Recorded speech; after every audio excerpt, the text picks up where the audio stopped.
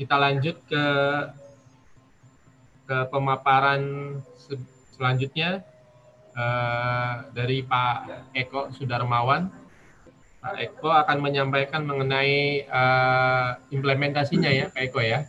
Implementasi atau cara-cara pelaksanaan penghematan energi yang pasti ya di pondok pesantren. Waktu 25 menit, kami persilakan Pak Eko. Oke. Terima kasih Pak Kunevi selaku moderator. Mohon izin Pak Kiai, Pak Direktur Haryanto, saya mencoba untuk memberikan pemaparan. Bismillahirrahmanirrahim. Alhamdulillahirabbil alamin wa bihi nasta'inu ala umuri dunya waddin wa ala alihi washabbihi ajmain. Puji syukur kehadirat Allah Subhanahu wa taala, kita semua bisa berkumpul di forum webinar ini. Forum yang kata Pak Kiai luar biasa. Memang ini di luar kebiasaan kita sekarang ini di masa-masa Covid. Kita mengadakan webinar. Juga sholawat dan salam selalu kita curahkan kepada junjungan Nabi besar kita Nabi Muhammad SAW beserta kita semua yang hadir di sini dan yang tetap setia dan istiqomah setia hingga akhir zaman. Rekan-rekan, para santri, mahasiswa, dan bapak-bapak pengelola pesantren tadi sudah diinformasikan oleh narasumber pertama dan kedua dengan panjang lebar apa itu energi, manfaatnya, dan lain-lain. Kita dari sini saya mencoba untuk membreakdown lagi terkait dengan apa itu energi. Maka itu kita kasih judul pelaksanaan hemat energi di lingkungan pesantren di saat new normal. Karena memang sekarang ini pesantren, saya juga dapat informasi dari rekan-rekan yang ada di pesantren sudah banyak pesantri-santri yang mencoba untuk melakukan pembelajaran seperti saat normal. Lanjut Mbak.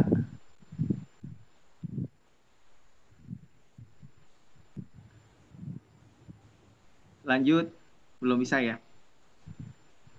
Nah, mungkin tadi diutarakan bahwasanya dengan berbagai macam kondisi energi yang ada, memang energi di Indonesia itu ternyata kondisi kita memang kita bukan lagi sebagai penghasil energi terbesar. Dan kita bukan lagi sebagai penghasil migas, mungkin tadi geopolitik dan lain-lain. Dan di sini mungkin pemanfaatan EBT yang masih rendah. Mungkin kalau saya sekilas cerita kami dari Direktorat Jenderal EBTKE, mungkin yang tadi belum diutarakan oleh bapak-bapak penyaji sebelumnya, bahwasanya EBTKE itu apa? Banyak dari teman-teman yang belum tahu EBTKE itu apa. Mungkin EBTK itu energi baru terbarukan dan konservasi energi. Cerita EBT-nya bahwasanya EBT akan menempati porsi teratas di saat minyak akan habis. Lanjut. Nah, ini juga seperti yang diutarakan oleh Pak Haryanto tadi, bahwasanya potensi EBT itu luar biasa sekali dari panas bumi, air, biodiesel, angin, dan sebagainya. Dan ternyata dari semua potensi yang besar itu kita baru tergarap hanya 2,2%, itu masih rendah sekali. Dan potensi yang besar itu nantinya akan menempati porsi pada tahun 2025. Kita berencana EBT itu menempati porsi energi di Indonesia sebesar 23%. Insya Allah akan bisa terlaksana. Lanjut. Nah, cerita tentang EBT tadi, bahwasanya EBT energi baru terbarukan, dan sekarang kita cerita tentang konservasi energi. Kami dari Direktorat Konservasi Energi, menurut undang-undang yang ada di Undang-Undang 30, konservasi energi itu apa? Oh, konservasi energi itu adalah upaya sistematis, upaya yang direncanakan, terencana, dan terpadu. Untuk apa? Yang pertama pastinya untuk melestarikan sumber daya energi di dalam negeri.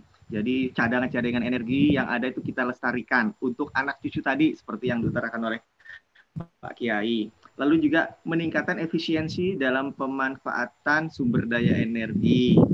Jadi konservasi energi dilakukan pada semua lini, semua tahapan, dari proses penyediaan, pengusahaan, pemanfaatan, dan konservasi energi.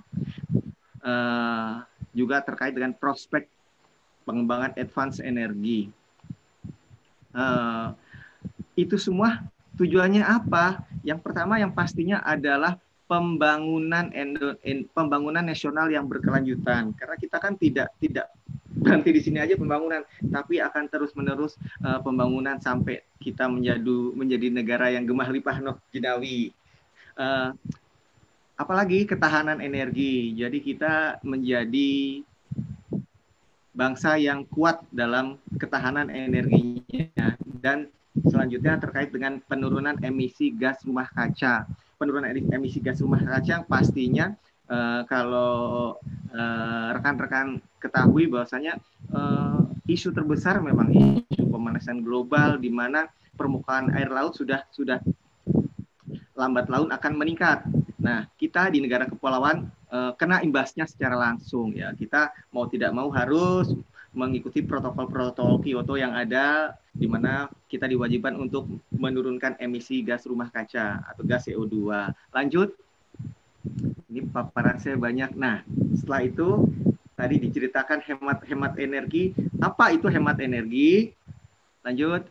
Nah, hemat energi adalah menggunakan energi seminimal mungkin untuk menghasilkan output yang maksimal. Ini mirip-mirip prinsip ekonomi. Yang pastinya secara rasional, yaitu apa? Menggunakan energi secara tepat guna sesuai dengan kebutuhan. Sesuai dengan kebutuhan maksudnya gini, kita di rumah butuh listrik hanya 900 watt misalnya. Kita tidak perlu di atas 2000 watt. Kita cukup yang 900. Kita tidak menggunakan AC di rumah. Kenapa kita menggunakan listrik yang sebegitu besarnya gitu. Atau sekali lagi, kita di daerah yang dingin. Pada siang hari, kenapa kita harus nyalahin AC? Itu salah satu terkait dengan rasional. Nah, selain efisien, rasional, juga kita produktif. Dengan hemat, kita harus tetap produktif tanpa mengurangi keselamatan, kenyamanan, dan produktivitas. Sebagai contoh, mentang-mentang kita pengen hemat, malam hari lampu kita matikan semua. Itu malah mengurangi keselamatan, keamanan, dan kenyamanan. Itu tadi apa itu efisiensi, produktivitas, maupun rasional. Lanjut. Nah, sekarang ada pertanyaan nih, kenapa kita di pesantren, di sekolah, di rumah harus hemat energi? Ya, lanjut. Nah, kalau kita harus hemat energi, ternyata apa? Kebutuhan energi di Indonesia terus-menerus meningkat. Kalau kita lihat di jalan raya, di kota-kota besar ya, bahkan di pedesaan sekalipun, sekarang ini jumlah peningkatan kendaraan bermotor jauh luar biasa banyaknya. Kita ilustrasikan di Jakarta di tahun 60-an dulu, mobil bisa dihitung pakai jari. Dan ternyata di tahun 2020 ini, waduh, untuk mencari celah jalan susah. Lalu juga pemanfaatan alat-alat elektronik luar biasa meningkatnya. Kita lihat dulu, bapak kita, orang tua kita yang bekerja di kantor, itu masih menggunakan mesin tik. Mungkin mengetik 11 jari lah istilahnya zaman dulu ya. Kalau adik-adik tahu, mungkin adik-adik sekarang udah nggak ngetik dengan jari lagi ya, tapi cukup pakai jempol ya. Pastinya seperti itu kan, dengan ponsel yang ada kita ngetik pakai jempol. Tapi dulu seluruh jari kita untuk ngetik. Nah, sekarang sudah ada laptop. Jadi kemajuan yang luar biasa. Lanjut. Kita lihat juga. Lanjut, Mbak. Kita juga lihat kalau dulu ibu kita mengulek ya, makin pakai bahasa mengulek, itu masih pakai tangan, pakai cobek. Mungkin sekarang juga masih banyak, tapi sekarang di keluarga modern di kota besar, mungkin di pedesaan juga untuk lebih praktisnya menggunakan blender. Kita mencuci zaman dulu itu masih pakai manual, menimba juga masih pakai timbaan ya, lalu mencuci juga pakai bak manual. Sekarang sudah praktis, tinggal putar, tunggu langsung kering. Dan itu juga kebutuhan energi yang luar biasa. Dan kenapa kita harus hemat energi? Yang pastinya kita mengantisipasi terus meningkatnya konsumsi energi dan menurunnya jumlah energi fosil. Mungkin adik udah tahu ya, kita kalau cerita energi fosil itu energi yang dari binatang yang berjuta-juta tahun lalu. Itu kita habis, kita ambil terus. Kita juga sekarang sudah tidak lagi menjadi anggota OPEC. Kita malah menjadi pengimpor minyak. Lalu juga memberikan dampak baik bagi perekonomian, udah pasti. Lalu juga memenuhi kebutuhan listrik daerah yang belum teraliri listrik. Jadi kalau adik-adik tahu, kita ada yang namanya rasio elektrifikasi.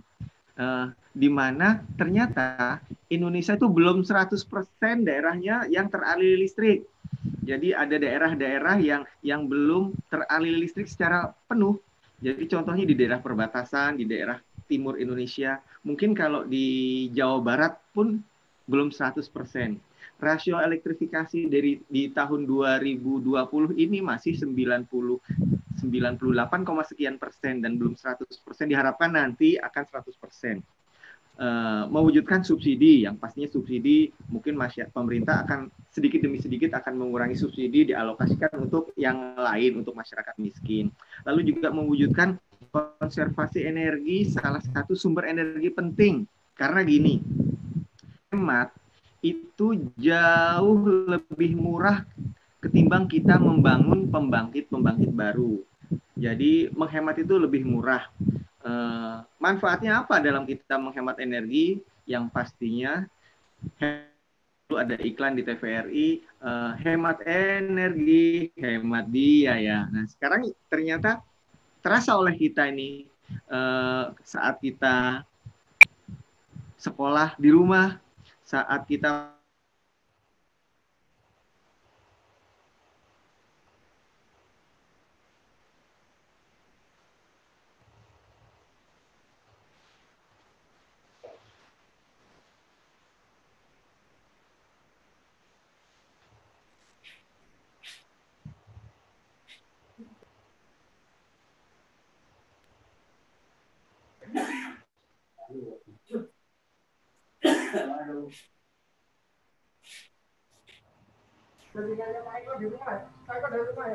Pak Eko,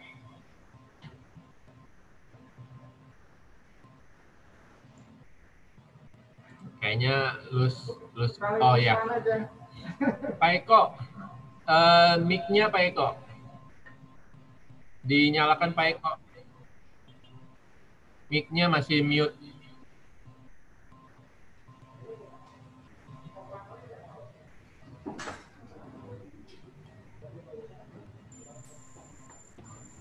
Pak Eko, ya. Ya itu tadi. Yang pastinya kita berkontribusi kepada rekan-rekan kita, kepada masyarakat Indonesia di kawasan yang lain yang belum teraliri oleh akses listrik, yang tadi saya istilahkan rasio elektrifikasi. Lanjut, Mbak Weni. Nah, kalau kita ngelihat peta ini ya, sekilas ini dari satelit dan terlihat bahwasanya yang terang itu Pulau Jawa, lalu sebagian Sumatera, Kalimantan Utara itu wilayah Malaysia, dan ini di Kalimantan ada di daerah Balikpapan terang. Selebihnya masih relatif tidak terang lah kalau saya istilahkan. Dan dari sini terlihat bahwasanya energi listrik itu banyak mayoritas dinikmati oleh masyarakat perkotaan, baik itu dari kualitas maupun kuantitas. Jadi kalau ada rekan-rekan ada yang bilang biarpet itu masih banyak sekali. Nah, lalu ternyata dengan menghemat kita lebih mudah dilakukan daripada membangun sumber-sumber energi yang ada. Lanjut. Nah, ini ada beberapa ayat yang mewajibkan kita untuk berperilaku hidup lebih hemat. Lanjut aja, tadi sudah diutarakan oleh Pak Kiai, dan ini juga di pepatah Arab menyatakan bahwa al-kana atu kansun, yang artinya menghemat itu gudang kekayaan. Kalau kita implementasikan ke kehidupan kita sehari-hari, hemat energi, hemat biaya. Nah, seperti itulah. Lanjut.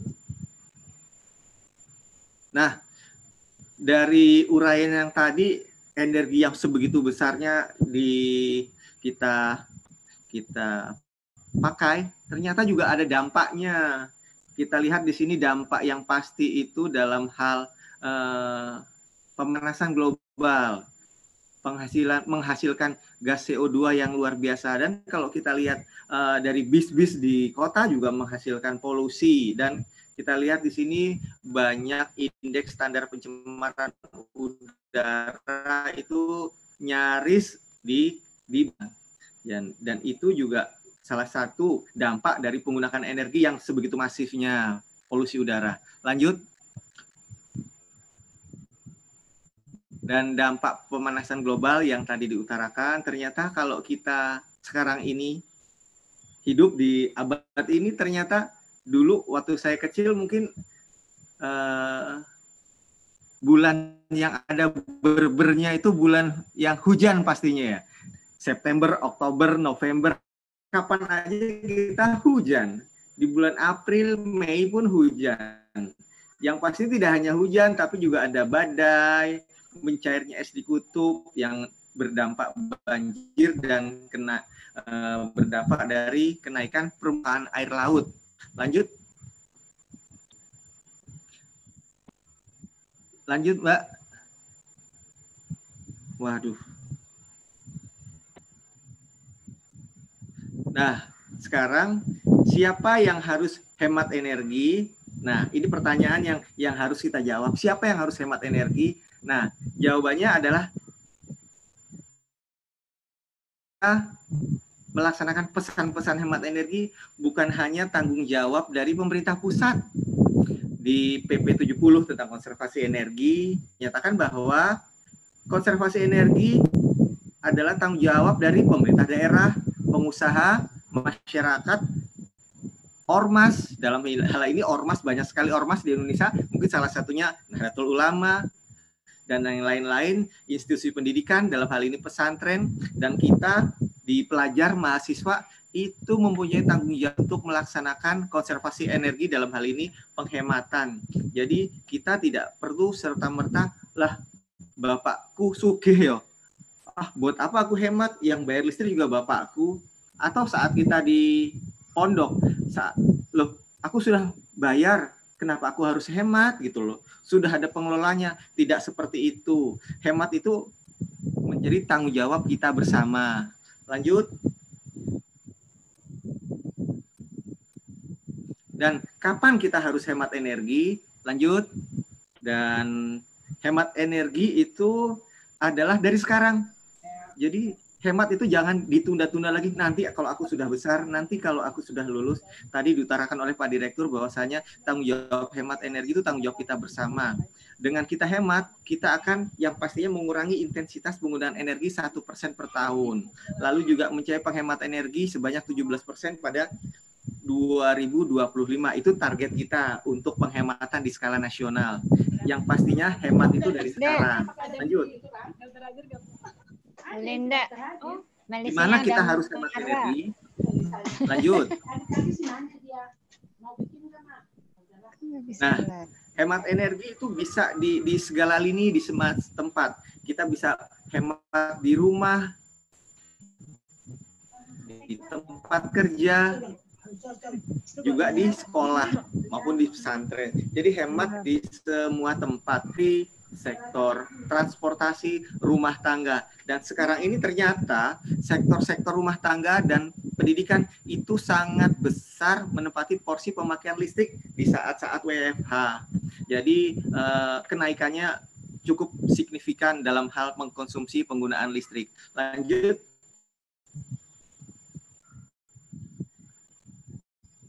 Dan bagaimana cara kita untuk hemat energi? Mungkin ini sepele ya, pertanyaan sepele. Namun coba saya mencoba menjabarkan. Nah, ini saat kita di pondok, saat kita di rumah, pernah nggak kita ada kebiasaan seperti ini? Sebarang tempat colokan, asal colok di mana-mana. Selain dari segi keselamatan juga ini cukup berbahaya, maupun dari segi tingkat penghematan juga jauh dari kata hemat. Lanjut.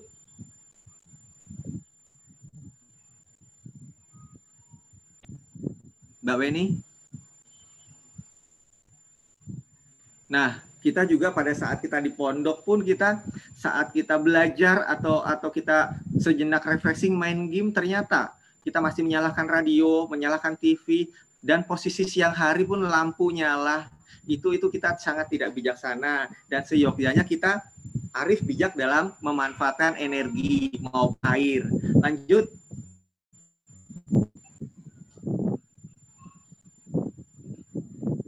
Lanjut.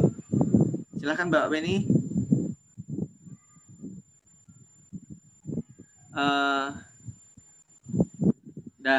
Ini tadi untuk mengantisipasi itu semua, kita coba untuk tips-tips hemat energi.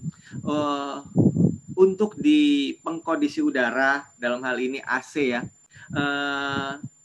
seyogyanya pilihlah pendingin udara dengan label hemat energi. Sekarang ini kami di Kementerian SDM, Direktorat Konservasi Energi, memberikan label pembubuhan tanda label terhadap pengkondisi udara AC maupun lampu CFL.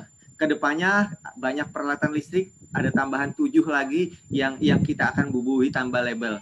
Intinya, bila mana ingin membeli AC, adik-adik atau rekan-rekan sekalian, pilihlah AC yang pertama hemat energi, lalu yang bintang. Jadi semakin banyak bintang itu semakin hemat. Ada bintang 1, 2, 3, dan 4. Pastikan AC bila ruangan tidak digunakan, lalu juga pastikan pintu, jendela, dan ventilasi tertutup rapat. Jangan kita menyalakan AC dengan pintu yang terbuka. Nah, ini yang penting, atur suhu pada kisaran 24-26. Kenapa? Saya yakin adik-adik, rekan-rekan sekalian, kalau nyalahin AC itu cari suhu yang paling dingin. 15 atau bahkan kalau ada 10 ya 10. Itu sangat boros, dan outdoor alat AC tidak akan sanggup untuk bekerja mengatur suhu sampai 10 atau 15 dengan kondisi udara tropis di Indonesia. Gunakan fitur eco mode atau yang sudah sekarang ini ada power save. Lalu lakukan perawatan berkala. Kita cuci alat AC kita selama 3 bulan sekali minimal, dan mengoptimalkan ventilasi alami. Jadi bila mana cuaca mendung, ya sebaiknya tidak menggunakan AC. Suhu yang ideal di ruangan AC adalah 25 derajat Celcius. Ingat, setiap penurunan 1 derajat Celcius settingan AC itu sudah mampu memberikan konsumsi listrik atau meningkatkan konsumsi listrik hingga 6%. Ya, bayangkan itu, setiap 1 derajat 6%. Ini kita senangnya yang dingin-dingin. Jadi mulai sekarang atur suhu pada 24 dan 26 derajat Celcius. Itu tips penghematan di AC. Lanjut. Nah, ini mungkin tips penghematan pada saat lampu ya. Ini sekilas sepele ya, lampu kan kapan aja saya mau nyalain lampu suka-suka saya, tapi tidak seperti itulah. Kalau siang saat seperti ini, kita siang saat webinar ya sebaiknya lampu kita matikan. Lalu juga tidak digunakan, kita lagi di luar ya sebaiknya dimatikan. Lalu yang penting nih, gunakan lampu hemat energi. Sekarang ini sudah banyak lampu hemat energi di pasaran, lampu LED ya, gunakan lampu LED dengan biaya yang sedikit lebih mahal tapi jauh kedepannya lebih murah dalam hal efisiensi dan penggunaan energi. Jadi kita juga memaksimalkan titik-titik lampu, lalu juga gunakan armatur atau dalam hal ini reflektor, pemantul sinar di posisi lampu.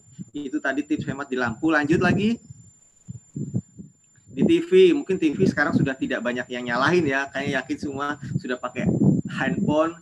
Lalu juga di rice cooker, sedapat mungkin kalau ibu-ibu kita memasak, sebaiknya memasak pada saat mendekati waktu makan. Tidak perlu lagi kita memasak sebanyak-banyaknya untuk waktu makan pagi, siang, dan sore. Jadi rice cooker kita nyalahin 24 jam. Itu cukup boros energi. Jadi kita gunakan rice cooker secara kebutuhan saja dan matikan setelah selesai digunakan. Lalu juga untuk pendingin juga seperti itu. Isi secukupnya sesuai kapasitas. Jadi jangan selalu buka tutup kulkas. Jadi mentang-mentang kita gerah, buka kulkas dulu lah. 5 menit, 10 menit, adem, tutup lagi. Tidak seperti itu. Juga jangan memasukkan makanan panas. Ini juga terpenting. Selain kulkasnya cepat rusak, juga itu akan mengurangi kinerja dalam kulkas itu sendiri. Lanjut. Nah, adik-adik, ini ada kalkulator energi. Ini apa ini kalkulator energi? Kayak kalkulator sekarang udah, saya yakin adik-adik banyak yang tidak punya kalkulator lagi ya, karena udah ada handphone dan lain-lain. Jadi kami di Direktorat Konservasi Energi coba membantu teman-teman dari daerah, teman-teman dari seluruh lingkungan untuk mampu menghitung penggunaan energi di rumah tangga. Di rumah tangga dalam hal ini di rumah ya, bisa juga kita terapkan di lingkungan pesantren. Nah, jadi Adek silahkan buka di handphone, silahkan download. Ini tidak memakan memori yang cukup banyak. Jadi kalkulator energi ini akan menghitung biaya peralatan elektronik di rumah kita dan melakukan konservasi energi dan hemat biaya listrik di rumah. Jadi silahkan di-download untuk mengetahui penggunaan energi, apakah masih boros ataukah sudah hemat. Jadi ini silahkan masukkan berapa kWh yang tertera di rumah, lalu masukkan peralatan listrik apa aja yang ada di rumah, nanti akan muncul apakah penggunaan energi, penggunaan listrik di rumah kita boros atau tidak. Itu juga ada tips-tips untuk hemat energi dan lain sebagainya. Silahkan download. Lanjut. Lanjut. Ini waktunya berapa lama Pak Kun? Masih ada waktu. Nah, ini juga tadi label. Kita di konservasi energi membubuhkan standar dan label di tingkat hemat energi. Jadi banyak peralatan listrik kita yang nanti kedepannya tidak hanya AC, tidak hanya lampu CFL, kedepannya kita sudah siapkan ada 7 peralatan listrik yang akan kita bubuhi tanda label. Dan adik-adik ingat ya, nanti kalau beli peralatan listrik, belilah yang sudah dibubuhi tanda label bintang dan pilihlah yang bintang 1, 2, 3, 4. Semakin banyak bintang, semakin hemat. Kedepannya kulkas, rice cooker, kipas angin, blender, mesin cuci, setrika akan kita bubuhi tanda bintang. Jadi dengan harga yang sama,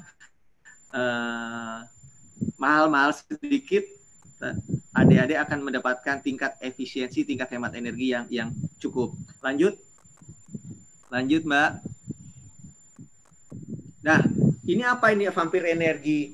Mungkin ada sebagian adik-adik yang sudah tahu, ada yang mungkin masih belum tahu ya apa itu vampir energi. Vampir energi adalah energi yang dikonsumsi oleh peralatan elektronik pada saat standby mode. Maksudnya gini, pada saat adik-adik di rumah, di pondok maupun di mana, itu saya yakin kalau pakai handphone itu colokannya tetap colok di colokan. Sebaiknya dicabut. Karena apa? Ini terlihat pemakaian mesin cuci saat tidak dipakai itu ternyata juga masih menyedot listrik. Rice cooker walaupun tidak dipakai, tapi colokannya masih nempel, itu tetap menyedot listrik. AC juga begitu, laptop begitu. Oh, AC sudah pasti ya, karena memang AC itu nyala terus. Tapi charger handphone dan lain-lain itu sebaiknya dicabut bila mana tidak digunakan. Untuk charger handphone itu menyedot 1 watt per jam. Itu artinya apa? Jadi saat tidak dipakai, charger itu tetap nyedot listrik. Sekilas hanya sepele ya, 1 watt. Tapi saya yakin di rumah, di pondokan itu beratus-ratus, bahkan beribu-ribu yang pakai charger handphone yang bila mana tidak dipakai, itu tetap nyolok. Jadi pemborosan massal itu sebetulnya kan. Jadi sebaiknya dicabut. Jadi untuk lebih menghemat. Jadi potensi dari vampir energi sendiri bila mana kita lakukan secara bijaksana, secara disiplin, itu cukup mengurangi tingkat pemakaian listrik secara menyeluruh, baik itu di pondok maupun di rumah. Jadi sebaiknya cabut coloknya bila tidak dipakai. Lanjut. Dan ini tadi sudah kita lakukan. Lalu apa lagi yang bisa kita lakukan? Lanjut. Kita melakukan, hemat energi itu dari pola pikir kita. Sebaiknya dari kita yang sudah hemat. Pak Eko. Ya. Waktunya Pak Eko. 2 menit lagi Pak Eko. Mulailah dari hal, ya siap. Mulailah dari hal kecil, dari diri sendiri dan dari sekarang. Jadi jangan tunda-tunda lagi kita untuk hemat. Lanjut. Jangan tunda-tunda lagi kita untuk hemat. Lanjut Mbak. Nah, pesan hemat energi kita banyak sekali membuat stiker-stiker, membuat banner-banner atau lain. Bila mana dari santren atau dari sekolah butuh stiker, silakan bersurat ke kami di Konservasi Energi, akan kami kirimkan stiker-stiker hemat energi untuk di sekolah maupun di pesantrennya. Tentunya dengan stok yang ada di kami. Kami banyak mempunyai stiker-stiker hemat energi. Silahkan kalau adik-adik dari pengelola pesantren yang butuh stiker untuk ditempelkan, baik itu di lingkungan pesantren maupun tempat lain, silahkan. Kita menyebarkan pesan hemat energi, bisa di media sosial, bisa aksi nyata kita menjadi role model, kita memberikan contoh buat teman-teman kita, buat lingkungan kita, dan kita harus berkomitmen. Tentunya komitmen itu tumbuh dari kesadaran kita sendiri untuk hemat energi. Jadi itulah 3 pilar penting ini, media sosial, aksi nyata, dan komitmen kita dalam hal menyebarkan pesan hemat energi. Lanjut. Dan kalau kita, ini yang penting juga, peran lingkungan pesantren dalam perilaku hemat energi, apalagi di saat-saat normal seperti ini ya, di saat-saat kita sudah melakukan aktivitas, tentunya dengan protokol-protokol kesehatan yang ada. Tugas kita, tidak hanya tugas pesantren, adalah menanamkan nilai-nilai hemat energi, memberikan contoh perilaku, memberikan motivasi untuk selalu berperilaku hemat energi, dan yang paling penting, membiasakan perilaku hemat energi dalam kegiatan sehari-hari di sekolah. Kita masuk kelas, kita masuk ruangan, kita keluar, lampu sebaiknya dimatikan. Kebiasaan-kebiasaan kecil itu yang harus kita tanamkan sejak dini. Lanjut. Dan aksi hemat energi kita itu pastinya dengan hal-hal yang mudah ya. Pastinya dengan kita matikan lampu, kita menyabut coloknya, dan pilihlah alat yang berlabel hemat. Ini kampanye-kampanye hemat energi. Sebentar lagi Pak Kur minta waktu 3 menit lagi. Lanjut. Ini kampanye-kampanye kita yang secara masif kita laksanakan di sekolah, di tempat umum, maupun di lingkungan-lingkungan pemerintahan. Dan tugas dari kita adalah mendorong peningkatan kesadaran pemanfaatan EBT dan konservasi dalam program peningkatan kapasitas warga sekolah melalui sosialisasi hemat energi di pesantren. Dan ini sudah dilaksanakan oleh kita dan harus terus-menerus. Lanjut. Dan bentuk kegiatan kita untuk rekan-rekan kita, nanti adik-adik bisa sosialisasikan hemat energi ke pesantren, lalu juga kita menguatkan pemahaman tenaga pendidik. Nah, kalau guru-guru, pengajar-pengajar, para ustadz-ustadz yang peduli tentang hemat energi, kita namakan manajer energi. Lalu murid-muridnya, santri-santri yang aware, yang peduli, tim gugus tugas hemat energi, kita namakan pahlawan energi. Jadi di setiap pesantren itu kedepannya diharapkan untuk membangun tim hemat energi dipimpin oleh manajer energinya, lalu murid-murid pilihannya sebagai pahlawan energi untuk memberikan contoh teladan dan perilaku hemat energi kepada teman-temannya di lingkungan pesantren. Kedepannya seperti ini, atau mungkin bahkan sudah ada beberapa pesantren yang sudah ada kegiatan tim hemat energinya. Lanjut. Nah, ini kita bisa baca, nanti kita share. Lanjut. Dan akhirnya mungkin saya mohon maaf berdasarkan uraian di atas, maka menghemat menurut Al-Quran sangat dianjurkan dan dapat membahagiakan keluarga dan masyarakat, tentunya diri kita sendiri ya. Dengan kita berkontribusi menghemat, itu sama aja kita sedekah hemat. Tetapi juga usaha penghemat itu bukan hanya untuk dalam energi saja, melainkan meliputi semua bidang kehidupan manusia. Sebaliknya, boros dibenci oleh Tuhan dan digolongkan orang-orang yang bersaudara dengan syaitan, yaitu sama-sama tidak mentaati perintah Allah Subhanahu wa taala. Semoga kita semua yang hadir di forum ini termasuk orang yang mentaati anjuran agama dan mentaati, yakni memiliki komitmen melakukan penghematan energi, baik di masjid, di rumah, di kantor, atau di lingkungan kita tersendiri, lingkungan terkecil kita, lingkungan teman main kita, di pesantren kita, dan lain. Kita menghemat baik itu makan minum, memanfaatkan waktu, dan lain-lain agar kita tetap dilindungi dan dicintai oleh Allah Subhanahu wa taala. Amin amin ya rabbal alamin. Lanjut. Terima kasih. Ini materi terakhir saya, paparan terakhir. kesalahan datangnya dari saya, kebenaran hanya datangnya dari Allah. Sekali lagi saya mohon maaf kalau ada tutur kata yang kurang berkenan. Wabillahi taufik wal hidayah. Wassalamualaikum warahmatullahi wabarakatuh. Kami serahkan ke moderator.